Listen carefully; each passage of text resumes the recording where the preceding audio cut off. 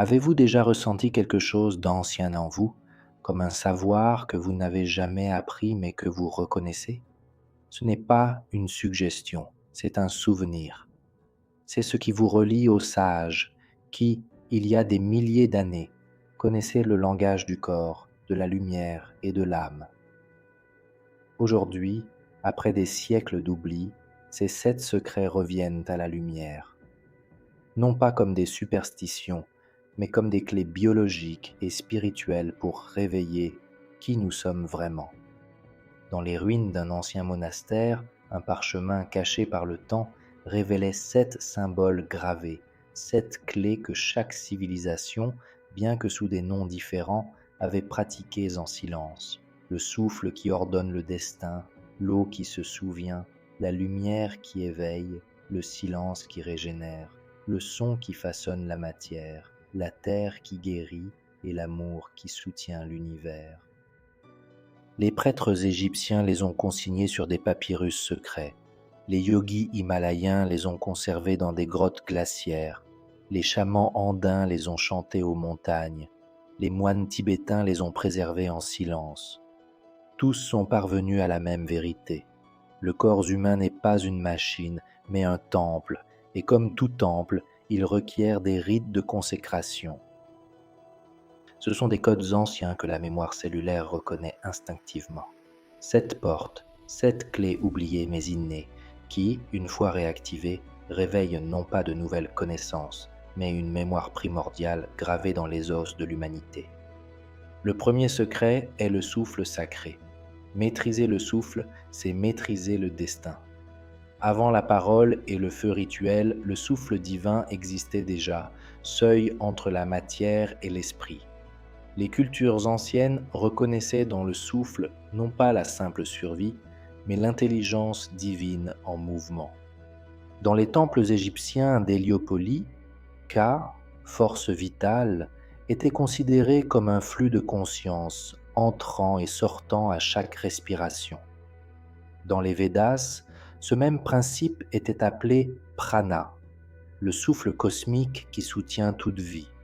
Dans les Andes, les sages quechuas l'appelaient Samay, le vent sacré qui unit l'homme à la terre-mère. Si vous ressentez quelque chose qui résonne en vous, laissez-moi votre hype maintenant.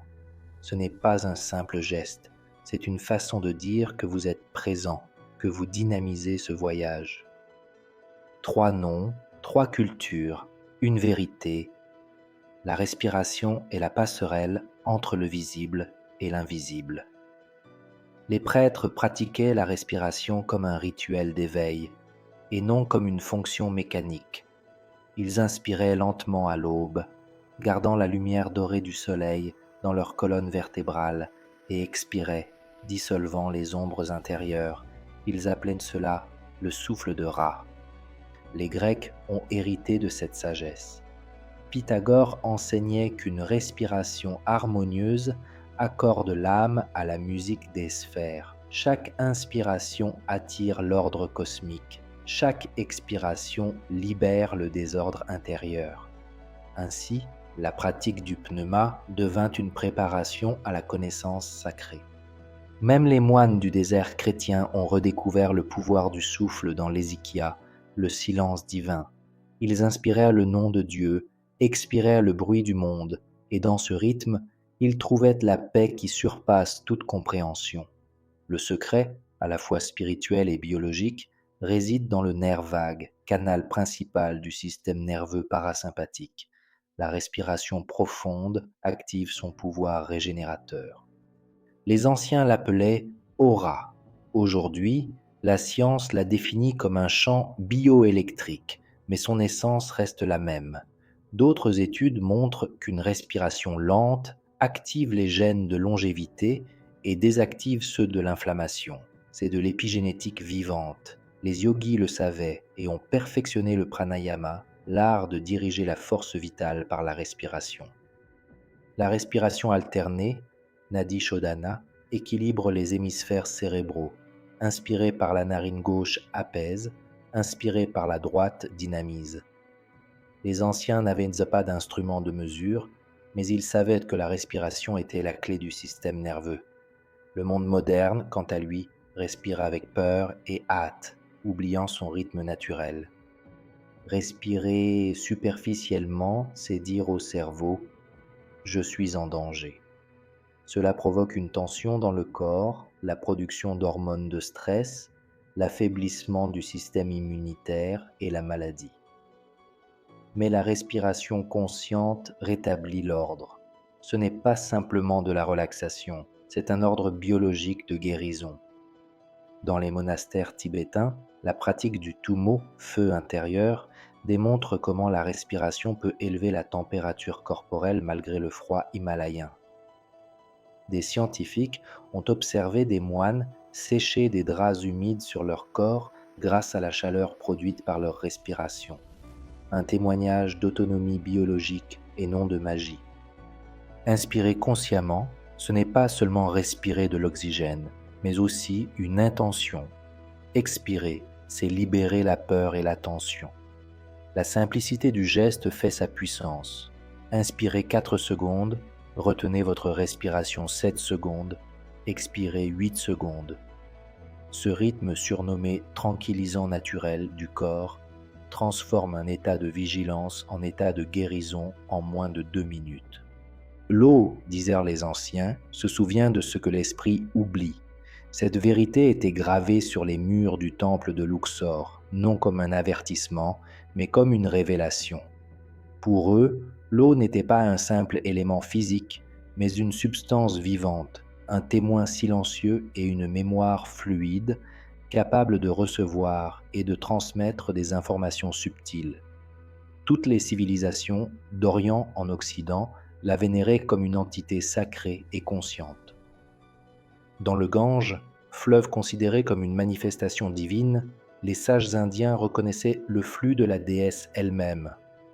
Au Japon, les moines shintoïstes pratiquaient la purification sous des cascades glacées pour purifier non pas le corps, mais l'âme. Dans le baptême chrétien, l'eau symbolisait la mort et la renaissance, une réinitialisation totale de l'être. Une même compréhension résonnait dans tous ces rites. L'eau répond à l'intention. Les Esséniens, communauté mystique du désert de Judée, ne s'immergeaient dans leur bassin rituel qu'après avoir prié, orientant leur conscience vers la purification intérieure. Ils croyaient avec une profonde sagesse que l'eau écoutait et répondait. Des siècles plus tard, la science allait accréditer cette intuition. Le chercheur japonais Masaru Emoto démontra que l'eau exposée à différents mots et sentiments forme des cristaux d'une beauté extraordinaire ou d'une disharmonie selon la qualité de l'intention reçue. Si l'eau réagit à la pensée et que le corps humain en est composé à 70%, alors chaque émotion, chaque mot, chaque pensée affecte notre intériorité océanique. D'autres études, comme celle du biophysicien Gerald Pollack, ont révélé l'existence d'une 4e phase de l'eau, dite structurée, dotée d'un ordre moléculaire et de propriétés énergétiques supérieures. Elle entoure les protéines, les mitochondries et l'ADN, servant de véhicule à l'information vitale. Les anciens, ignorant la terminologie scientifique, la connaissèrent déjà empiriquement. Ils laissaient l'eau au soleil, la déplaçaient en tourbillon, la bénissaient de paroles d'harmonie. Aujourd'hui, nous savons que la lumière, le mouvement et la cohérence émotionnelle transforment l'eau ordinaire en eau vive. Les prêtres de Karnak l'exposaient aux rayons du matin pendant exactement 2 heures avant de l'utiliser dans des rites de guérison, un geste qui, selon la physique moderne, enrichissait sa structure. Même les derviches soufis, faisant tourner des bassins en terre cuite à l'envers, récitaient les noms divins jusqu'à ce que l'eau s'accorde à la fréquence de la prière. C'était de la physique quantique appliquée sans instrument, un art intuitif d'ordonner la matière. L'eau est en fait le médium de toute communication biologique. Les messages chimiques et nerveux du corps y circulent. Si ce médium est chaotique, la communication est faussée. S'il est cohérent, la vie prospère. Les chamans andins honoraient la Pachamama par le rituel Yakunu. Ils recueillaient de l'eau de source, l'exposaient à la pleine lune et la buvaient en visualisant la lumière blanche descendant de la montagne vers leur cœur.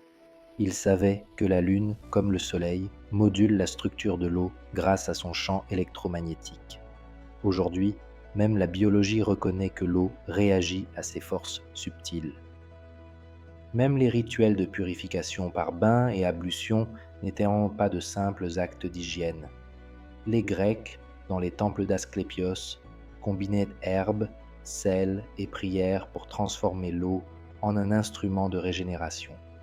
Les cultures nordiques alternaient chaud et froid pour stimuler le système vital, sachant que le choc thermique ravive la lymphe et réveille la volonté. L'eau purifie non seulement le corps, mais aussi le champ énergétique qui l'entoure. Dans les ablutions islamiques, les ablutions rituelles juives et les bains sacrés amérindiens, on retrouve la même intention, se débarrasser non seulement de la peau, mais aussi du fardeau invisible de l'existence. L'eau, utilisée consciemment, dissout le souvenir de la douleur, dissipe l'épuisement émotionnel et restaure la clarté intérieure naturelle de l'être humain. Le matin, lorsque l'eau coule sur votre peau, l'imaginer comme une lumière liquide suffit à transformer un geste quotidien en acte sacré. À mesure que l'eau coule, tout résidu mental ou énergétique est lavé. L'eau, miroir de la conscience, non seulement soutient la vie, mais la reflète. En la purifiant, elle nous purifie. Les anciens la vénéraient non par ignorance, mais par savoir. Ils comprenaient que l'eau est le véhicule de la mémoire divine, la substance qui unit tous les êtres vivants en un seul courant de conscience universelle. Elle est le langage et le médium de l'âme. La boire, se laver, la contempler avec intention et gratitude, c'est parler le langage secret de la création. La lumière extérieure, disaient les prêtres d'Héliopolis, réveille le soleil qui sommeille en chaque être humain.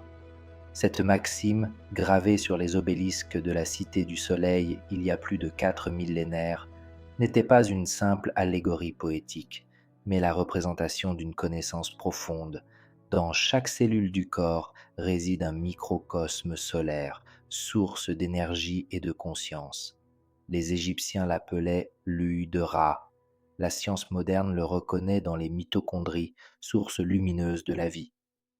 Toutes les civilisations, de l'empire Inca aux Védas indiens, honoraient le soleil non pas comme une divinité lointaine, mais comme un principe vital. Dans le temple de Coricancha à Cusco, les murs dorés reflétaient les premiers rayons de l'aube pour diffuser son pouvoir purificateur. Les prêtres s'y exposaient torse nu, laissant la lumière pénétrer leur peau et leurs yeux, sachant que sa luminosité non seulement réchauffe, mais éveille. Les yogis, eux aussi, grâce au Surya Namaskar, la salutation au soleil, absorbaient le prana solaire par des mouvements rituels et une respiration synchrone, ouvrant ainsi des canaux énergétiques destinés à éveiller la Kundalini, la flamme endormie à la base de la colonne vertébrale. En Grèce, dans les temples dédiés à Apollon, la lumière du soleil était considérée comme un remède. Les malades s'y exposaient à des moments précis de la journée et étaient guéris, non par miracle, mais par cohérence lumineuse avec le cosmos. La science contemporaine confirme ces connaissances. En 1903, Niels Finsen a reçu le prix Nobel pour avoir démontré que la lumière du soleil guérissait les infections cutanées. Et nous savons aujourd'hui que le soleil régule les rythmes circadiens, la production d'hormones et même l'expression de plus de 2000 gènes. La lumière est une information. Chaque photon pénétrant par les yeux communique avec le cerveau, réveillant des fonctions vitales endormies. La lumière artificielle, dépourvue de son spectre complet, ne peut remplacer le soleil. La lumière infrarouge pénètre les tissus et nourrit les mitochondries. La lumière visible module l'humeur et l'énergie. La lumière ultraviolette, consommée avec modération, stimule la synthèse de vitamine D, essentielle à l'équilibre immunitaire et génétique. Le manque de soleil provoque troubles, fatigue et dépression, non seulement à cause d'une carence en vitamines, mais aussi à cause d'une perturbation du dialogue entre le corps et le cosmos. Le biophysicien Fritz Albert Popp a découvert que chaque cellule émet des biophotons, des particules de lumière qui coordonnent les fonctions biologiques. Le corps humain ne se contente pas de recevoir la lumière, il la rayonne. Lorsqu'on s'expose consciemment au soleil, sa lumière intérieure se synchronise avec celle du ciel, rétablissant l'harmonie électromagnétique dans tout l'organisme. Les Égyptiens représentaient cette union par le symbole de l'Ankh, le cercle supérieur, image du soleil, s'unit à la croix du corps humain, uni au cœur, lieu où la lumière divine devient vie. Les Esséniens, lors de leur communion matinale, accueillaient le soleil torse nu, visualisant son énergie pénétrer de la tête à la plante des pieds, dans un circuit parfait entre ciel et terre. Il ne s'agissait pas de mysticisme visionnaire, mais d'une technologie spirituelle raffinée, l'être humain comme conducteur du courant vital circulant entre le haut et le bas. Chacun peut répéter ce geste, quelques minutes le matin, pieds nus, face au lever du soleil, les yeux fermés et la peau libre pour ressentir la chaleur. La lumière, traversant les paupières, atteint le cerveau et le cœur. À cet instant, la matière se souvient qu'elle est énergie. Le corps produit de la sérotonine, des endorphines et de l'oxyde nitrique, substances qui améliorent l'humeur et détendent les vaisseaux sanguins, apportant clarté et paix. Le cœur, selon les traditions anciennes et la recherche moderne, possède des cellules sensibles à la lumière. Lorsque le rayonnement solaire l'atteint, il s'ouvre, vibre en résonance avec la fréquence cosmique et irradie un champ d'amour qui s'étend bien au-delà du corps. Ainsi, le soleil extérieur devient le reflet du soleil intérieur. Lorsque les deux se rencontrent, l'être humain se souvient de sa nature rayonnante. Partout dans le monde, des cultures célébraient ce mystère, les Incas lors de l'Inti Raymi, la fête de la lumière, les Grecs lors du solstice d'Apollon, les Égyptiens lors de l'équinoxe de Ra. Tous reconnaissèrent le soleil comme source de conscience et de vie. Aujourd'hui encore, entourés de lumières artificielles et de distractions incessantes, l'aube continue de nous appeler. Chaque rayon qui traverse la fenêtre est une invitation à l'éveil. S'exposer au soleil avec gratitude et conscience, c'est lui rendre ce qu'il nous donne sans rien demander. Attention, présence, gratitude. Dans cette rencontre, le corps perçoit qu'il n'est pas simplement fait de chair, mais de feu, qu'il n'est pas séparé de l'étoile, mais son reflet. Il ne s'agit pas d'adoration, mais de reconnaissance. Le soleil n'est pas une divinité extérieure, mais un miroir de la divinité qui nous habite. Seul le silence, affirmaient les moines tibétains, permet d'entendre le langage des cellules. Cette phrase, gravée sur les murs du monastère de Serra, n'était pas une expression poétique, mais une preuve empirique. Ils avaient observé que lorsque le corps est plongé dans le silence et libéré des stimuli excessifs, il commence à communiquer sa vérité la plus profonde. Le silence n'est pas l'absence de son, mais plutôt la présence de l'écoute. Dans toutes les traditions spirituelles, le jeûne et le silence étaient des instruments de purification. Le bouddhisme les pratiquait lors de retraites de méditation, le christianisme pendant le carême, l'islam pendant le ramadan, le judaïsme pendant Yom Kippour, les yogis indiens lors d'abstinences alimentaires prolongées, les chamans amérindiens lors de jeûnes visionnaires. Tous comprenaient que la privation n'est pas une souffrance, mais un chemin vers le renouveau. En 2016, la science a confirmé sa véracité. Le biologiste Yoshinori Ohsumi a découvert l'autophagie, le processus par lequel les cellules détruisent et régénèrent leurs propres composants endommagés pendant le jeûne. Les anciens ne connaissaient pas le mot, mais ils ont expérimenté le phénomène. Après quelques jours sans nourriture, l'esprit s'éclaircissait, les émotions s'apaisaient et la force vitale se régénérait. Pour eux, le jeûne était une renaissance. Le quatrième rituel, cependant, ne se limite pas à la nourriture. Il s'agit d'un jeûne de tout excès, parole, images, bruits et distractions. Les pythagoriciens imposaient 5 ans de silence à leurs disciples pour purifier leurs paroles et discipliner leurs pensées. Les Esséniens se retirèrent dans le désert pendant 40 jours, seuls avec le soleil, la terre et la prière. Au terme de cette expérience, ils revenaient transformés, non pas parce qu'ils avaient vu le divin, mais parce qu'ils avaient appris à l'écouter en eux-mêmes. Les neurosciences modernes confirment ce que les moines savaient déjà. Le silence et le jeûne stimulent la neurogenèse, la formation de nouvelles cellules cérébrales, notamment dans l'hippocampe et le cortex préfrontal, centre de la mémoire et de la conscience. L'absence de stimuli permet au cerveau de se régénérer et de réorganiser son architecture. Lors d'un profond silence, le cerveau entre en ondes θ et delta, fréquences de guérison et de contemplation.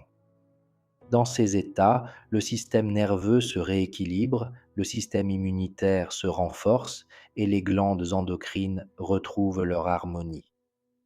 Les moines du mont Athos en Ézychie restaient isolés pendant des jours, répétant intérieurement une seule invocation jusqu'à ce que toute pensée se dissipe.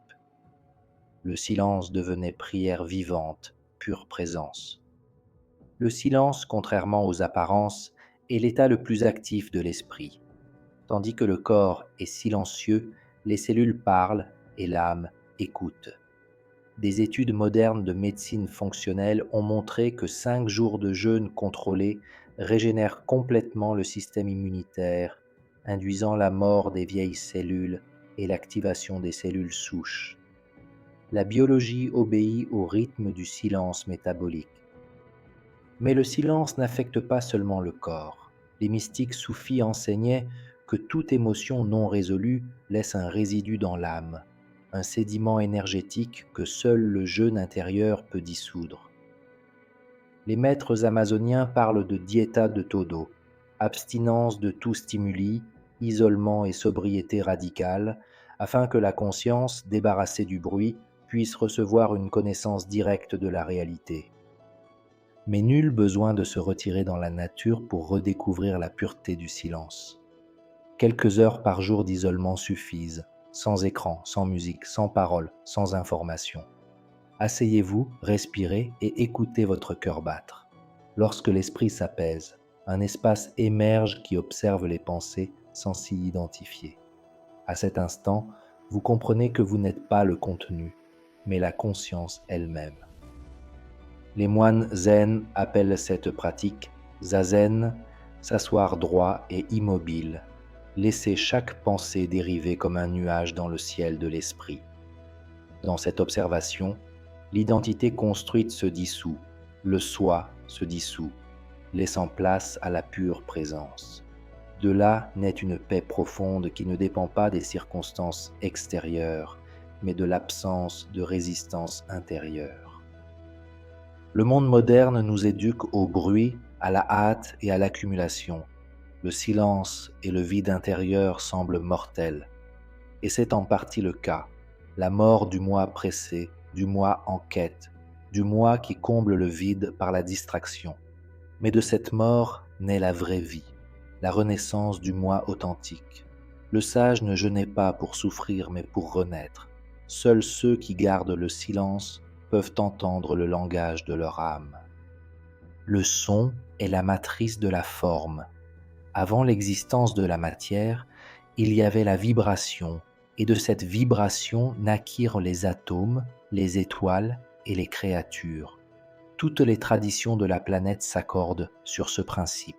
Au commencement était le Verbe, le Logos, l'Aum, le Nade, le son primordial qui fit surgir l'univers du silence. Tout vibre et chaque vibration est porteuse d'informations. Ainsi, connaître le son, c'est comprendre la structure même de la réalité. Les anciens Égyptiens exploitaient le pouvoir du son dans les chambres de résonance des pyramides, où les fréquences vocales des prêtres produisaient des effets perceptibles sur le corps et la conscience. Les murs de granit, recouverts de quartz, amplifiait les ondes sonores au point de générer des états de transe et de guérison. On retrouve les mêmes techniques dans les chants grégoriens, les mantras védiques et les percussions chamaniques. Des cultures différentes, un même principe. Dans le chant harmonique des moines tibétains, les multiples vibrations d'une même voix génèrent des fréquences qui influencent directement les centres énergétiques du corps. Les instruments sacrés, cloches, gongs, tambours, didgeridoo, ne servent pas seulement à divertir, mais aussi à restaurer la cohérence vibratoire du corps. Chaque cellule est un diapason. Lorsqu'une fréquence extérieure la rappelle à sa résonance naturelle, elle se réaccorde spontanément. Le son influence également sur le monde émotionnel. Chaque mot prononcé est une onde qui agit sur la matière subtile de l'environnement et du corps. Les Esséniens nous ont appris à ne parler qu'après avoir respiré et ressenti la vibration de notre cœur, car chaque mot prononcé façonne le monde. La linguistique hébraïque sacrée repose sur ce principe. Chaque lettre est une fréquence, et le nom divin, IHWH, n'est pas prononcé, mais respiré, car il représente le rythme même de la création. Dans le rituel védique, les mantras ne sont pas des prières, mais des codes sonores. Le Gayatri Mantra, par exemple, contient 24 syllabes correspondant aux 24 vertèbres de la colonne vertébrale humaine. Sa récitation réoriente littéralement le corps vers la fréquence cosmique. Les Amérindiens connaissaient également cette science. Le battement du tambour imite le cœur de la terre-mère, et l'homme, en s'accordant à ce rythme, redécouvre sa connexion originelle avec le tout. La musique occidentale, malgré une complexité harmonique développée, a partiellement perdu son pouvoir sacré. L'accordage moderne à 440 Hz a été introduit par convention, mais les instruments anciens étaient accordés à 432 Hz, une fréquence en résonance avec le pouls terrestre et le nombre d'or. De nombreux chercheurs contemporains affirment que le retour à cet accordage restaurerait l'effet rééquilibrant de la musique sur le système nerveux et le champ énergétique humain. La voix est l'instrument le plus puissant, pourtant oublié. Chanter exige de la présence, pas du talent. En chantant un son prolongé, un OM, une intonation vocale, un simple A, vous stabilisez votre respiration, faites vibrer votre crâne et massez vos organes internes par résonance. Les anciens le savaient, les chants monastiques étaient des exercices de santé spirituelle et physiologique, et non de simples rituels liturgiques. En médecine intégrative, on parle aujourd'hui de cohérence sonore. Lorsqu'on émet un son tout en maintenant son attention et sa respiration, le rythme cardiaque, les ondes cérébrales et les pulsations électromagnétiques du corps se synchronisent. C'est cet état que les anciens appelaient l'harmonie des sphères, le retour de l'être humain à sa vibration originelle. En fin de compte, le 5e rituel enseigne que chaque mot, chaque note, chaque souffle est un acte créatif. En parlant avec amour, en chantant avec conscience, nous façonnons la réalité. Le monde réagit à la fréquence que nous rayonnons, et la guérison n'est rien d'autre que le retour à sa propre mélodie authentique. La Terre n'est pas un élément inerte, mais un organisme vivant. C'est ainsi que les peuples anciens l'appelaient Pachamama, Gaïa, Mère. Les scientifiques d'aujourd'hui, avec la théorie de James Lovelock, n'ont fait que confirmer ce que les sages savaient depuis des millénaires. La Terre autorégule son équilibre comme un corps, et chaque être est sa cellule, sa fibre et son souffle. Oublier ce lien a rendu l'humanité malade de la séparation. Le 6e rituel nous apprend à nous reconnecter au corps terrestre pour retrouver santé et clarté. Les chamans andins l'appelaient Saminchakwi, se nourrir de la lumière terrestre. Ils s'agenouillaient au sol, touchaient la roche de leur front et respiraient avec la montagne. Chaque expiration libérait la peur, chaque inspiration accueillait la force de la terre. L'équilibre revenait, non par la foi, mais par un véritable échange électromagnétique. La science moderne parle d'ancrage. Lorsque les pieds nus touchent le sol, les électrons libres de la planète pénètrent dans le corps, neutralisant les radicaux libres et l'inflammation. Des études menées par Gaëtan Chevalier et Clint Ober montrent que 30 minutes de contact direct avec la Terre réduisent la viscosité sanguine et diminuent le taux de cortisol, l'hormone du stress.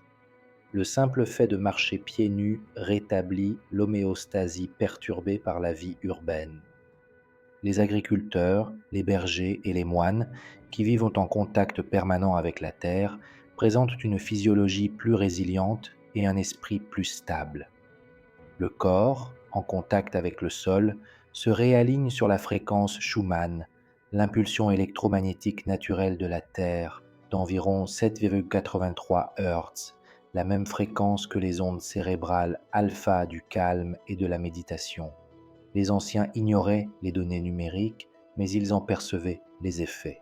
Être sur Terre apaise l'esprit et rétablit l'ordre sanguin. Les Égyptiens construisaient des temples sur des noyaux telluriques, croyant que la force du sol améliorait leur rituel. Les Celtes dessinaient des cercles de pierre pour canaliser les courants subtils du sous-sol, les transformant en portails de guérison. Les moines bénédictins travaillaient également la terre comme une forme de prière. Creuser, semer et récolter étaient des actes de communion. Aucun d'eux ne séparait le travail manuel de la contemplation. La terre était un livre sacré et non une ressource à exploiter.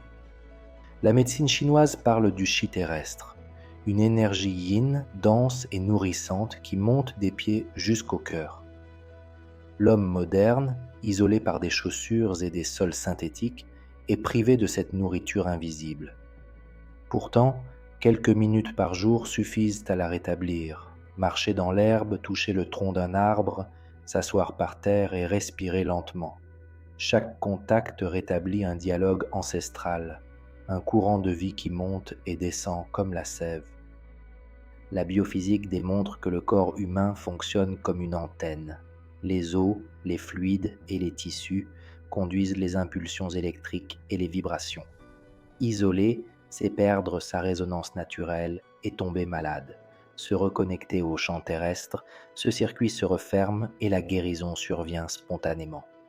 Les symptômes ne sont pas des punitions, mais des messages de déconnexion. La terre est le remède le plus silencieux et le plus accessible. Plus subtilement, le contact avec la terre stabilise l'âme. Toute émotion intense trouve refuge dans la terre, qui l'accueille et la transforme. Les rites funéraires, de plantation et de feu naissent de cette connaissance. Restituer à la terre ce qui lui est superflu afin qu'elle puisse reprendre vie sous une autre forme. Les chamans savent que s'agenouiller et toucher le sol du front n'est pas un geste de soumission, mais de reconnaissance, se souvenir que nous venons d'elle et que nous y retournons. La science du son confirme également cette interaction. Les vibrations à basse fréquence, comme celles des percussions chamaniques ou des chants profonds, sont transmises à la terre et reviennent amplifiées au corps. C'est une communication à double sens. La terre écoute et répond. Lorsque le son jaillit d'un cœur ouvert, la terre elle-même devient un miroir et une caisse de résonance pour l'âme. Les humains ne sont pas au-dessus de la terre, mais en elle. Chaque souffle, chaque battement de cœur, chaque goutte de sang sont faits de la même substance qui vibre dans les montagnes et les océans. Honorer la terre, c'est honorer son corps, et vice-versa. Dans cette reconnaissance mutuelle, la guérison s'opère, le corps s'apaise, l'esprit s'éclaircit, l'âme se souvient qu'elle fait partie d'un tout intelligent et généreux. Le 6e rituel ne requiert pas de croyance, mais de présence. Asseyez-vous par terre, respirez avec elle, remerciez. De ce geste naissent la stabilité, l'enracinement, la force silencieuse de ceux qui ne fuient plus leurs origines. Lorsque le corps retourne à la terre, l'esprit, lui aussi, trouve enfin un foyer. Le dernier rituel est le plus simple et le plus inaccessible, l'amour. non pas émotionnelle ou sentimentale, mais la force intelligente qui structure l'univers, le principe de cohésion qui maintient ensemble les atomes, les étoiles et les destinées. Les anciens ne l'ont jamais défini, car comprendre l'amour revient à s'y dissoudre. C'est la vibration mère, la fréquence originelle d'où tout émane et vers laquelle tout retourne. Dans les écoles de mystères égyptiennes, l'amour était décrit comme la loi du retour à la source. Les initiés apprenaient que tout acte accompli sans amour produit de la dissonance, tandis que tout acte accompli avec amour engendre de l'ordre. Cette même loi était connue des sages védiques, qui l'appelaient Bhakti, l'union dévouée, des taoïstes, Te, la vertu qui jaillit du centre, des philosophes grecs, Agapé, l'amour universel, distinct du désir et de l'attachement. La science contemporaine, dans son propre langage, commence à reconnaître l'existence de cette force. Des études menées par l'Institut HeartMath ont montré que le cœur humain, lorsqu'il éprouve de la gratitude ou de la compassion, émet un champ électromagnétique 100 fois plus puissant que celui du cerveau, capable de synchroniser les ondes cérébrales environnantes. L'amour, littéralement, ordonne le chaos biologique et mental. Dans l'Égypte antique, le cœur était pesé à la plume de Maat, non pas par jugement moral, mais par mesure vibratoire. Seuls ceux qui vivaient en équilibre, sans culpabilité ni ressentiment, étaient assez légers pour retrouver la lumière. En Orient, le même principe est devenu la doctrine du karma. Toute action accomplie avec amour libère, toute action sans amour lie. Les chamans andins parlaient d'aïni, le principe de réciprocité, donner et recevoir à parts égales, car l'univers prospère grâce à l'équilibre et non au sacrifice. Le véritable amour ne naît pas de la pensée, mais de la perception unifiée de la vie. Lorsque les êtres humains se sentent séparés, ils craignent et dominent. Lorsqu'ils se reconnaissent comme partie intégrante du tout, ils aiment et servent. L'amour n'est pas une vertu, mais un état de conscience. C'est la mémoire de l'unité. C'est pourquoi les grands maîtres, le Christ, Bouddha, Krishna, Lao Tzu, n'ont pas fondé de religion, mais ont rappelé à l'humanité sa nature originelle de compassion et d'interdépendance. Chaque rituel, chaque pratique, chaque chemin mène à cela. Respirer avec le monde, se purifier avec l'eau, s'éveiller avec la lumière, demeurer silencieux dans le silence, vibrer dans le son, s'enraciner dans la terre. Tout converge en un seul geste, l'amour. L'amour est la synthèse des cyclées précédentes, leur octave supérieure. Sans amour, la respiration est mécanique, l'eau est stérile, la lumière est froide, le silence est vide, le son est bruit, la terre est poussière. L'amour transforme la matière parce qu'il la reconnaît comme esprit. Quand nous aimons, même la cellule réagit. Les neuropeptides de la joie et de l'empathie modulent le système immunitaire, les synapses se multiplient, le rythme cardiaque s'harmonise. Tout organisme vivant, en présence d'amour, s'épanouit. Les plantes deviennent plus fortes lorsqu'elles sont touchées par la gentillesse. Les animaux sont apaisés par le son d'une voix aimante. Même l'eau, comme l'ont démontré les expériences des motos, reflète des cristaux d'une symétrie parfaite lorsqu'elle est exposée à des mots d'amour. Pour les guérisseurs de l'Égypte ancienne, guérir signifiait restaurer la cohérence du cœur. Le prêtre ne soignait pas avec des pouvoirs occultes, mais avec présence. Il savait que la vibration de son chant cardiaque influençait celle du patient. La guérison se produisait lorsque deux cœurs entraient en résonance. Aujourd'hui, on parlerait d'empathie quantique, mais le principe reste le même. L'amour est le seul agent qui unit, intègre et répare. Les textes védiques affirment que le cœur est le soleil intérieur du corps humain. De lui rayonne la lumière qui guide l'esprit et la respiration. Quand le cœur se ferme, la vie meurt. Quand il s'ouvre, tout s'illumine. C'est pourquoi les maîtres disent qu'il n'y a pas d'illumination sans amour. La lumière sans chaleur est stérile, et la connaissance sans compassion est un pouvoir stérile. L'amour est aussi discipline. Il ne s'agit ni de complaisance ni de plaisir, mais de voir et de comprendre sans séparer. Ceux qui aiment ne sont pas aveugles, ils sont lucides. Ils reconnaissent la douleur, mais ne l'alimentent pas. Ils observent la blessure, mais ne la jugent pas. C'est pourquoi c'est l'énergie la plus redoutée et la plus méconnue, car elle dissout le pouvoir de l'ego et redonne sa souveraineté à la conscience. En termes cosmiques, l'amour est la loi de cohésion qui maintient les galaxies en orbite et les électrons dans leur coquille. En termes humains, il est le ciment invisible de toute relation, la force qui rend possible la confiance, la création et la continuité de la vie. L'univers, disent les physiciens quantiques, est un champ d'intrication. Tout est connecté. L'amour est la perception directe de cette connexion.